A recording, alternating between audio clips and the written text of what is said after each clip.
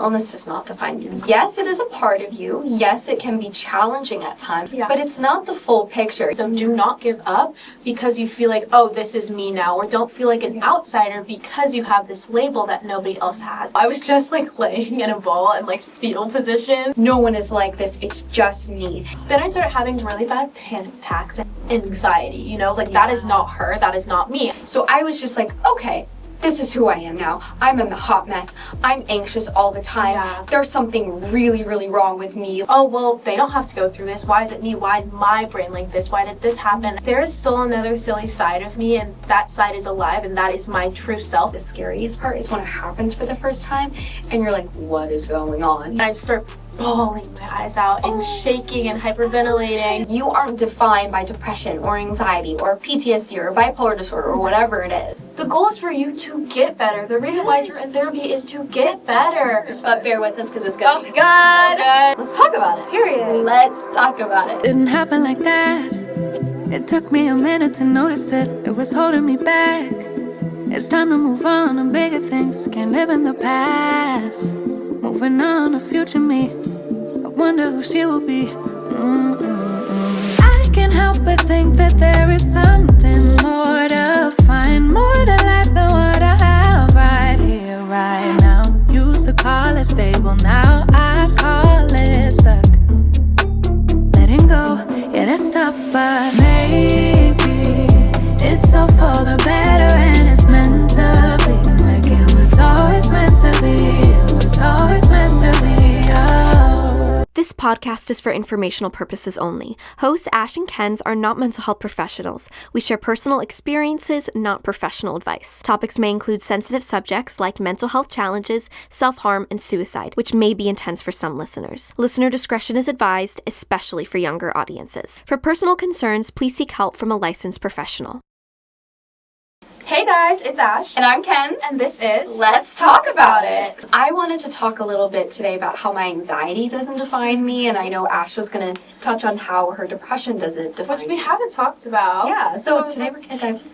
Let's talk about it. Let's talk about it. Period. Let's talk about it. Your mental illness does not define you. Yes, it is a part of you. Yes, it can be challenging at times, but it's not the full picture. You aren't defined by depression or anxiety or PTSD or bipolar disorder or whatever it is. Yes. You know? It's a lot of mental work, and obviously these are mental illnesses, so it's like, how am I going to do this mental work to like separate my mental illness from myself when it's literally mental? But it's just like, there's nothing you can do to ever think like you are anxiety, you know, like that is not her, that is not me. And I have anxiety too, but it's not me as a person, because at the same time I have anxiety, but I'm also really social, and I also can go out and I can talk to people, and I can put myself out there, and I can cheat on a test if I need to cheat on a test, and I can talk to the principal if I need to talk to the principal. These are examples. I've not done that at school, but it's like those would cause me to be really anxious,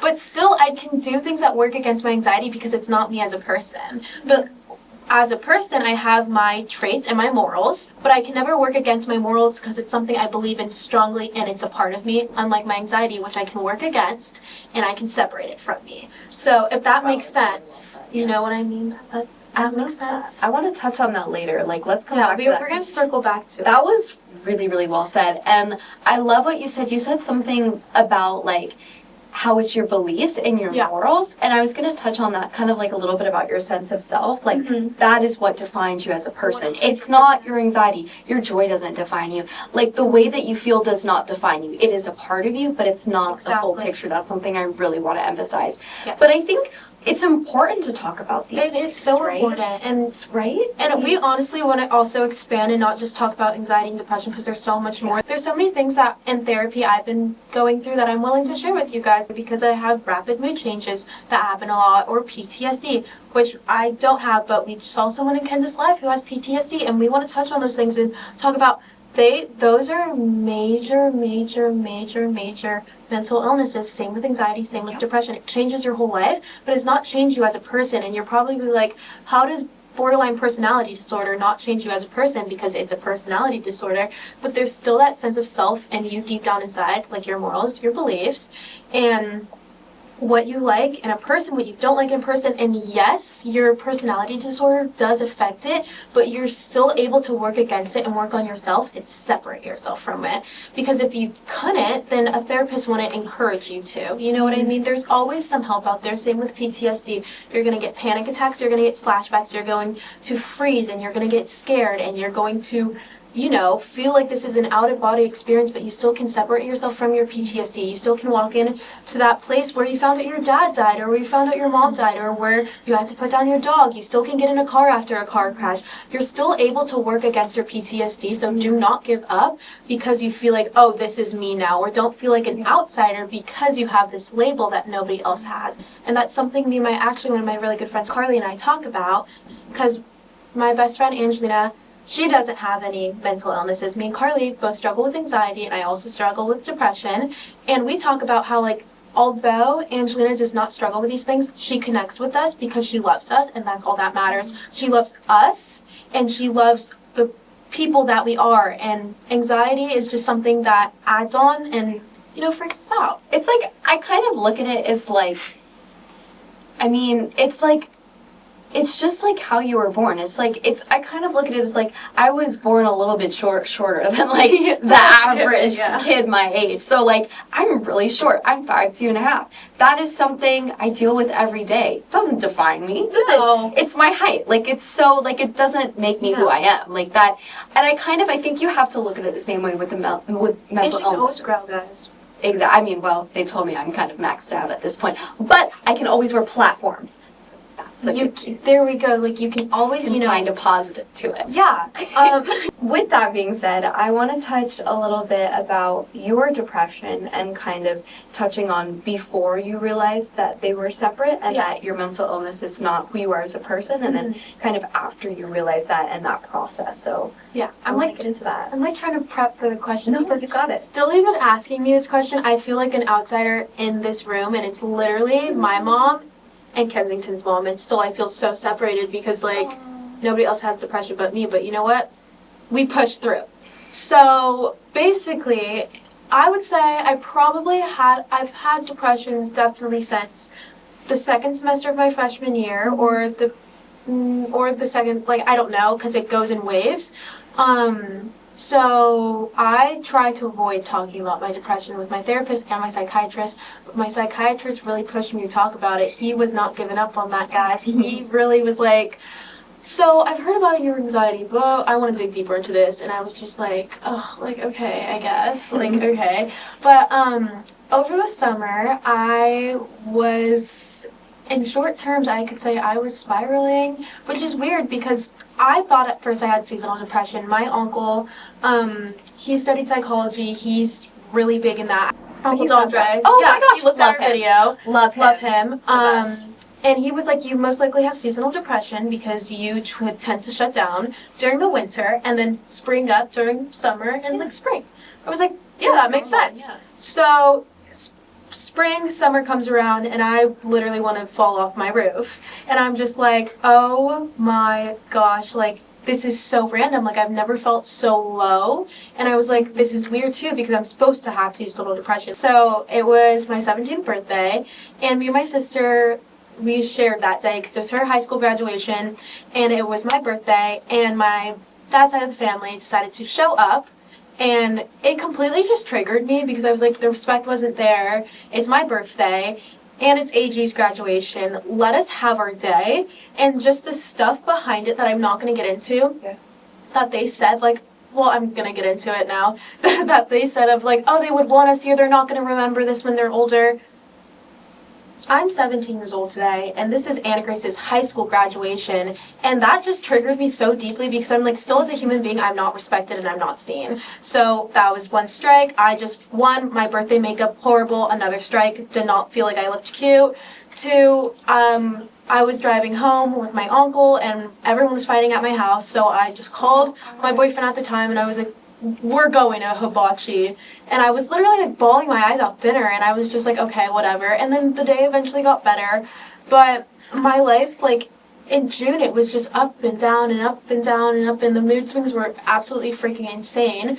So then I decided to rekindle a friendship with somebody, which still made me go off the rails. and still made me like anxious all the time and nervous. That's not good. Maybe they're not going to respond. Maybe they don't want to be my friend. Maybe they still hate me. Maybe they don't want to. Maybe I am. They think this and they think this about me. And it literally, all I can say is it made me go insane. Like, then I started having really bad panic attacks and really bad episodes where I'd literally just be crying in my room, like in a tight ball. I was just like laying in a ball in like fetal position. Something that's really vivid to me is I was in the parking lot with my boyfriend at the time, and basically I'm perfectly fine, and I want to elaborate on that. I'm perfectly fine. We get in the car and he's like, "Are you ready to go?" And I'm like, "Yeah." No. And I just start bawling my eyes out and shaking and hyperventilating, and I just stop at the wheel, and he's like, "Oh my god." I was just like, I don't want to do this tomorrow. I don't want to do this next week. I don't want to be here tomorrow. I don't want to be here next week. I don't want to go to sleep tonight, but I don't want to die because I have a fear of death. So it's like this internal feeling of being stuck, and that's what it feels like for me having depression. It feels like I'm so stuck, and it's just like when I'm like, it's so hard and I don't feel happy to go out, I'm like, oh, something's wrong with me, and I'm like, something's wrong with me. And that's where I'm going to get into my point. I'm so sorry, that was a long story, but that's where I'm going to get into my point of where I'm like, this is not something Kensington deals with. This is not something Angelina deals with, or my best friend Satara, or my friend Carly, or my mom, or my sister. Something is wrong with me. And still, I try to separate it. So it's like, we are talking about these topics, but it's still hard to do it. It's still hard to separate it. I think yesterday I was super upset, and I was just still like, oh, well, they don't have to go through this. Why is it me? Why is my brain like this? Why did this happen? And I still have to constantly remind myself that there is still another silly side of me, and that side is alive, and that is my true self. I just have this gray cover over it sometimes, and that's okay, but I still can clear it up. And there's going to be those low moments, and then there's going to be the people that bring you out of them, like my best friend Satara. And she's literally an angel sent from freaking heaven, because without her, I don't know where I would be right now. Aww. And like, no, seriously, like, we love Satara, and she was supposed to come today because she wanted to meet Kens. Is she coming on Saturday? Yes, she is coming on Saturday.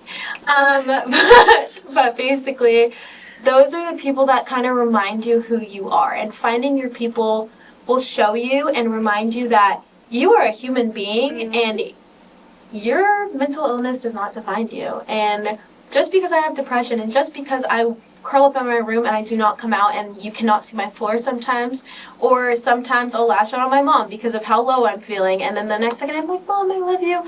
And I'm like, okay, something's wrong with me mentally, and I'm a messed up person, but it's like, no, because I'm going through something that nobody else can feel, you know? Yeah. It's still hard to separate the two, but, you know, push through and keep going. Oh, that was really, I'm so proud of you. That was really, really well said. I don't think that was well said at all, honestly. I think that was what are you talking about? You dropped some great Ash quotes in there. Really? Guys, we have Ash quotes, by the way. Ooh, I bumped them up. Here's the deep stuff. Here's the actual deep stuff. Was there a moment in your journey where, you know, you had this feeling of like, depression is me, right? Like, we're the same thing. Like, this is who I am. But was there a moment where you were like, wait, no, I'm not. Like, my depression is one thing, I'm all the way over here. Was there a specific moment, or is it still kind of like ups and downs? Because I feel that same way too. It's like some days I feel that way and some days I don't. I think it's really up and down for me because I have so much going on with my mental health right now. And we're trying to figure me out still. We're trying That's to... okay. Yeah, exactly. That's fine. I think it's funny. My thing is, my issue I would say is I don't really care, because at least I'm getting the help. And which is hard to get, but at least for me, I'm getting that help. So I don't really care what I'm diagnosed with, because no matter what, I just want to help myself. Yeah. And knowing that I have depression, okay, period. And if you're going to bully me for having depression, that's funny. That's hilarious. You can go. You can leave. That's actually insane. But I don't care if you do, because it makes you look like a terrible person, but I don't really care. And I would say, like, a moment that just always stays with me is, like, normally in the morning I get really, really, really low. Like, this morning I was so low, and then I was really low, and then I just start playing different music, and it can change my moods really fast. But I also have those rapid mood swings, so it just shows me that no matter what, these rapid mood swings are coming. So it's like I'm not internally a depressed person because it's not who I am, if that makes sense. You know, the music changed my moods. So I'm like, oh, I'm not fully depressed all the time, but I love that. And also, period. I guess it's music. I would say that. I like that. Also, there's, like, it's okay to not have it figured out. I think that's something we should emphasize. It's like, I don't have it figured out. No one does. In the slightest. No one And does. it takes time, but like... Actually, and even the people you look at, like celebrities, like, oh, they have it all perfect. No, they don't. No one has it figured out. Especially with anxiety. And anxiety's so hard because anything can trigger you. Like, well, same with depression, but at the same time, you can freak out about anything and have panic attacks about anything. About the smallest things. But like, the biggest things don't affect me. I know, yeah, it's the small things. We were talking about that. So, what are the small things that affect you, and then the big things that you feel like should? I feel like the small things that me and my therapist have been talking about this is anxiety is like a want to control, right? Mm-hmm. It's a fear of the unknown, and so anxiety is coming in, and anxiety is going, I can help. Let me help you. Yeah. Let me try to, we don't know what's going to happen, so let me try to control this and control the future. Mm-hmm. Reality is, that's not how life works, which my anxiety does not like. So we've been working on that. And literally Inside Out 2, when anxiety has all of those TVs trying to pick which one's going to happen, that's exactly what it is. How my brain works. I'm like, okay, what bad scenarios are going to go on? And then I don't focus on the good ones. I'm like, okay, so what about all the good scenarios that could happen? Mm-hmm. We've been talking, I'm kind of going down a rabbit hole, but I think that this is important just for my friends out there. We've been talking about this kind of crossroads that she calls it, and it's like where you're overestimating and then underestimating. So you overestimate the gravity of the situation of like, okay, I've got a test tomorrow, I'm going to fail the test. That's overestimating when I studied really hard.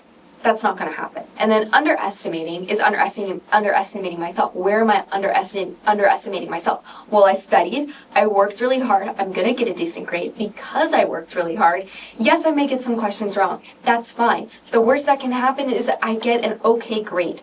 That's fine.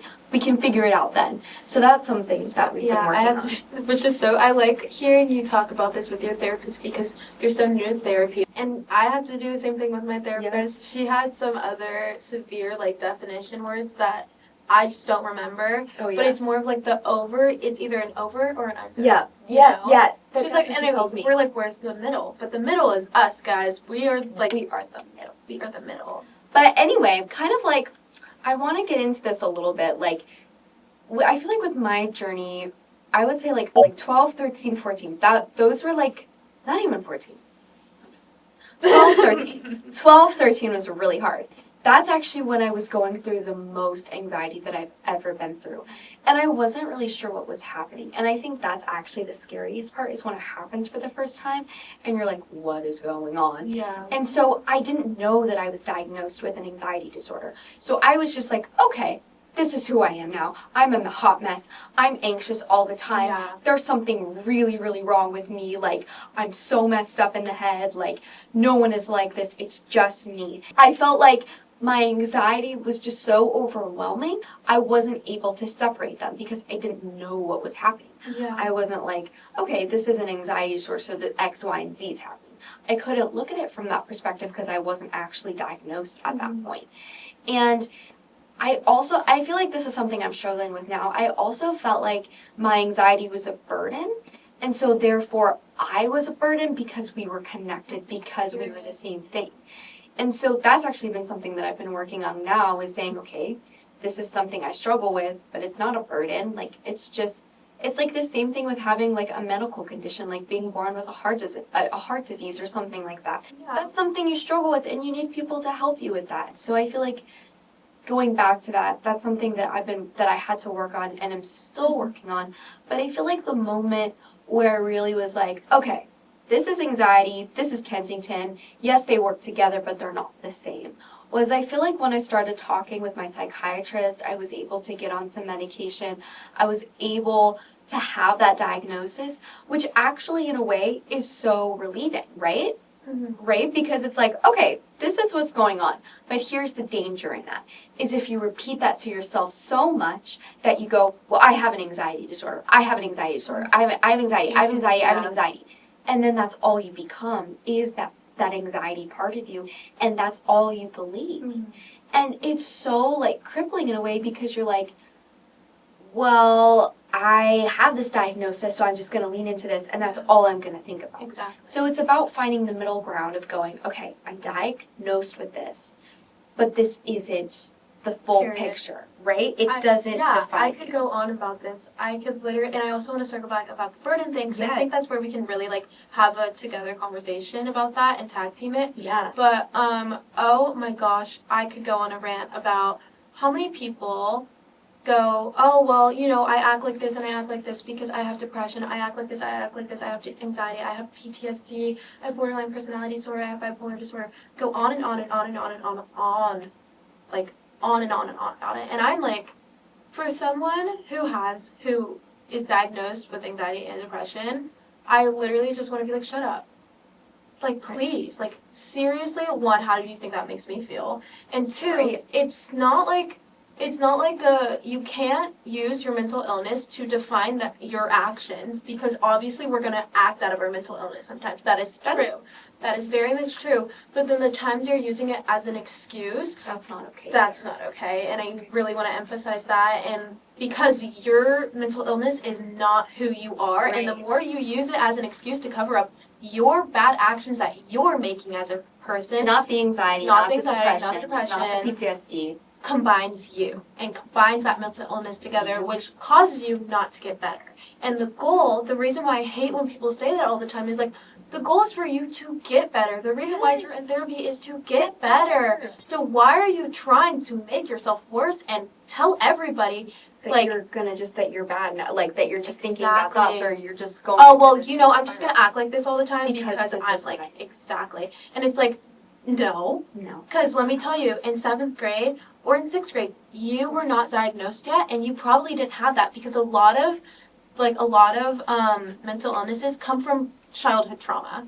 Yep. So I don't want to hear it. And it really, like, it's something that really angers me because of the amount of excuses I've heard, and it caused me to get hurt. It causes my anxiety and my depression to get triggered, Yep. and it makes me feel like a burden. So it's like, it's having it all under control, but you really need to separate the two, because you could be harming someone else with those type of actions. And yes, I would say yes, it is hard to be like, oh, well, you know, I am acting like this because I do have, you know, bipolar disorder, and this is thing. That makes sense. That is valid. That is valid. But when you know you're in the wrong, it's like, and you use it as an excuse, like, can you really say it's because of my bipolar disorder?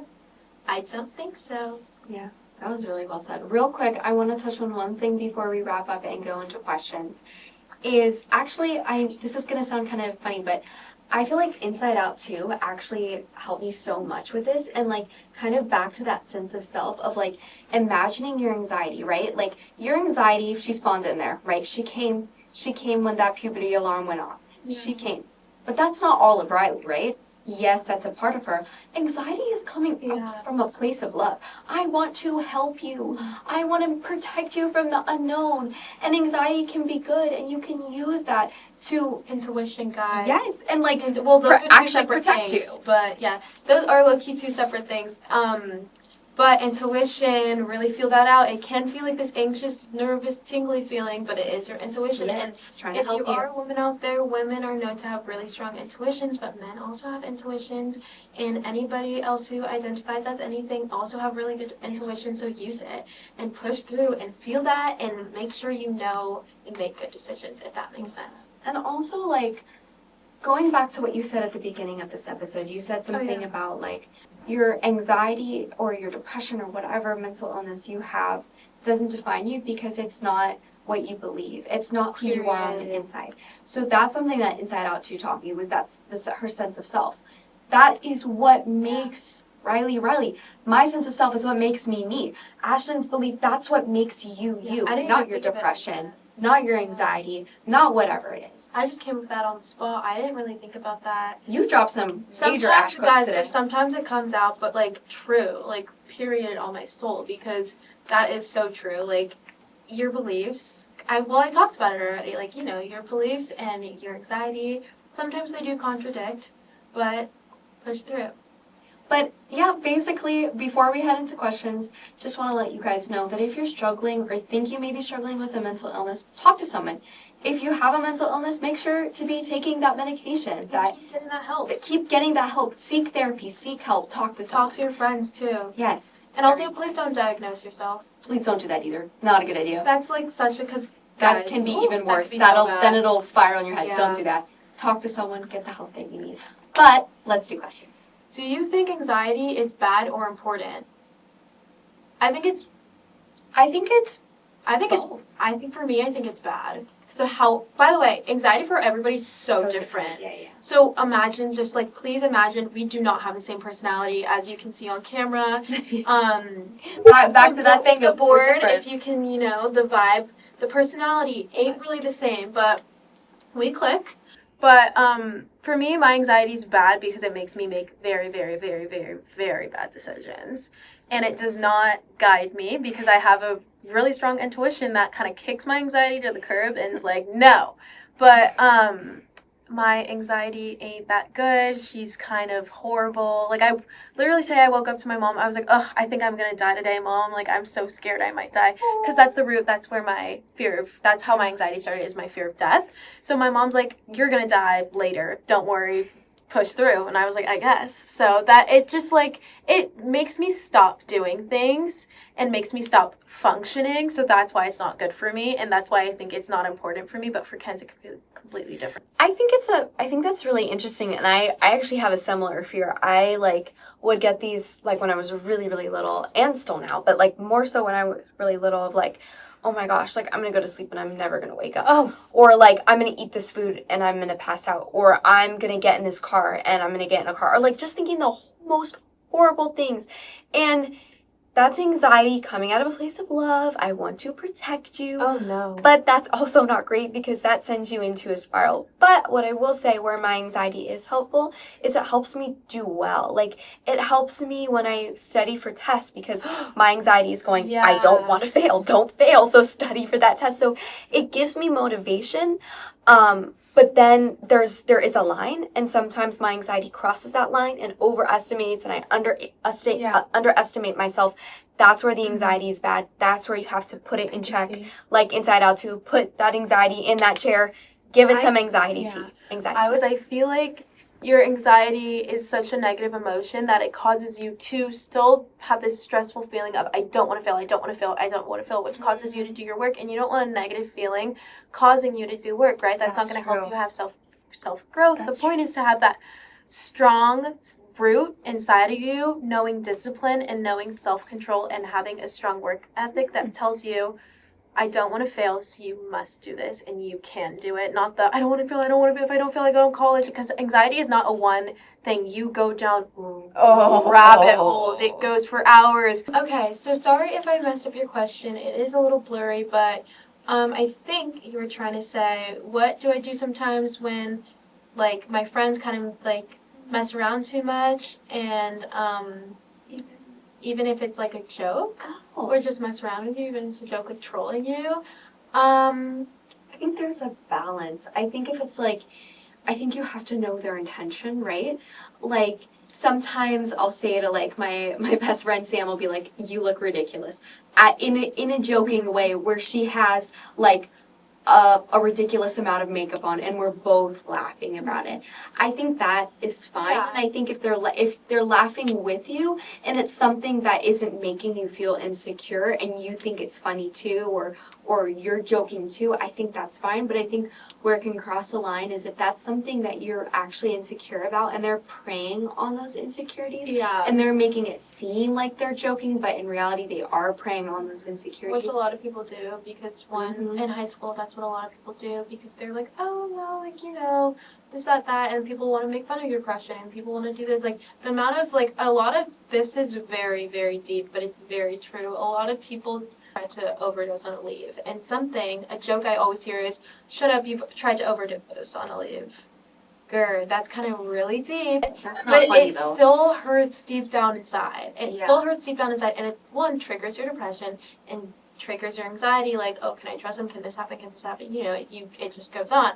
So it's how to separate the two is talking to your friends. That's how to separate you talk to the two, because obviously you're friends with problems. And if your friends don't know what hits hard and tell them. politely surface, tell them. Because, like, there's sometimes me and Tara, like, I'll make a joke, she'll be like, mm-mm. She'll make a joke, I'm like, mm-mm. But we communicate so much that there's never, our conflicts are more like conversations. We sound like two, like, therapists just trying to talk out, like, family therapy. Like, we're really discussing, because if you want to keep those friendships and you want to keep pushing and you want to keep your friends in that close circle of knowing those personal problems, because also it's a privilege to know that, you gotta have a conversation, and that might be hard, but you gotta do it. Thank you guys so much for watching another episode of Let's Talk About It. Thank you, NVCS. We love you so much. Thanks for letting us host our podcast here. Ash, did you have any takeaways from today? If not, that's okay. We don't have to do that today. We can do it another day. Yeah, we could do it another day. We'll do it. I do want In-N-Out. That could be a takeaway. I want those In-N-Out fries. Period. That's my takeaway. Yeah. Anyway, we love you guys so much. Tune in for another episode. Yes, I guess next episode. Oh my god, I can't wait to film our next episode on Saturday. Oh my gosh. I'm so scared, but it's fine. Bye, We love you guys. Love Mwah. you. You dropped some great Ash quotes in there. Really? Guys, we have Ash quotes, by Drop. the way. Ooh, I bumped the mic. I don't... Was there a moment? It's rolling today.